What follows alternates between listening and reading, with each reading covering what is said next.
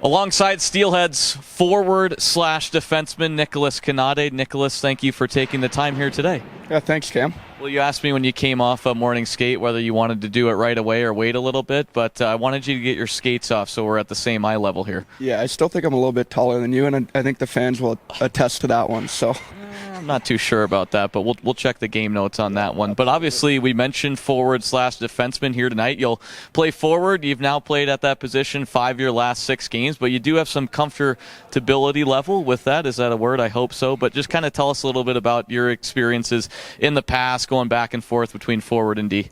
Yeah, it's something I've been obviously doing it for a while. I pride myself in it, being able to play both positions. So, wherever the team can use me, I can play both spots. So started to click a little bit here on forward and playing with the right guys. So as long as we continue to do that, it should be good.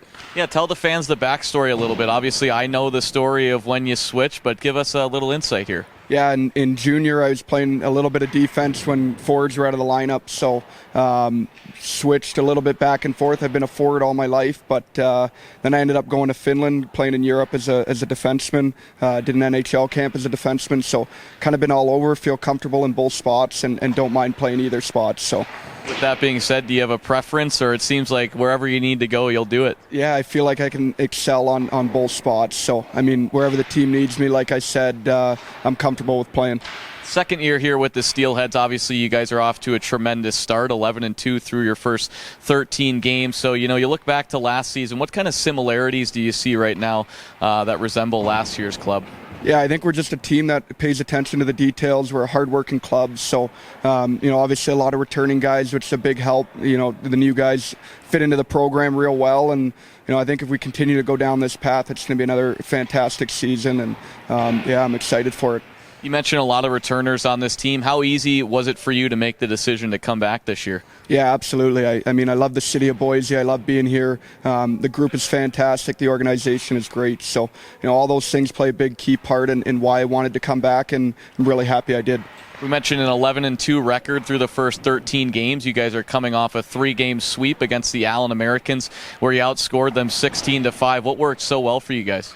Yeah, I think just, again, paying attention to the details and following our systems, and, all our talent shows. If the team's doing well, then individual stats are even better. So you continue to follow what our goal is and how we want to play. I think going down in the future here, all the teams that we play, it's going to be good for us. So Saturday night, you dropped the gloves for the second time this year. Just walk us through how that kind of escalated, then obviously the momentum that your club was able to gain from that.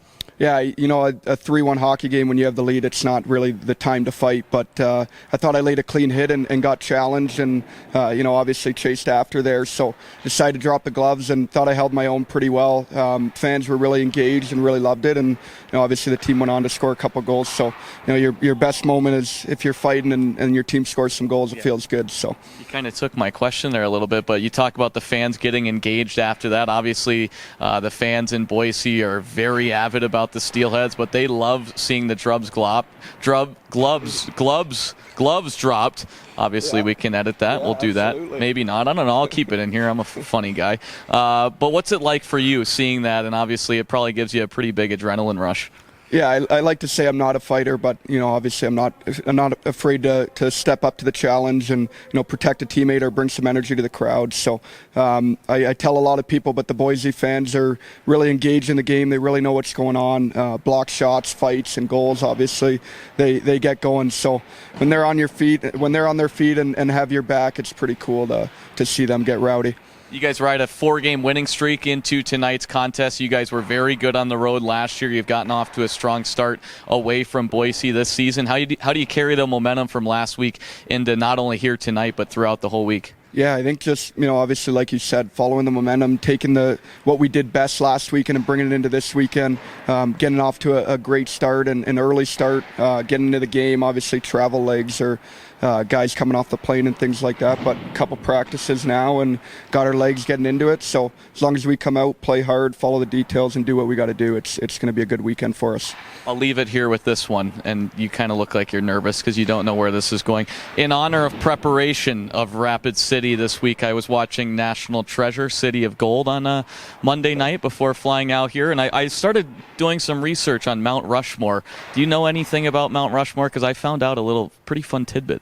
Well, before coming into last year, I wouldn't say I knew too much about it, but obviously being in Rapid City last year, we got to go out to the monument and watch some videos on how it was built and things like that. And yeah, it's pretty cool to see what they did there, and being in front of it is really special. So okay, so now I don't know much about it. Do you know the story that supposedly they wanted to build the faces of the presidents from about the waist area up, but they ran out of funding?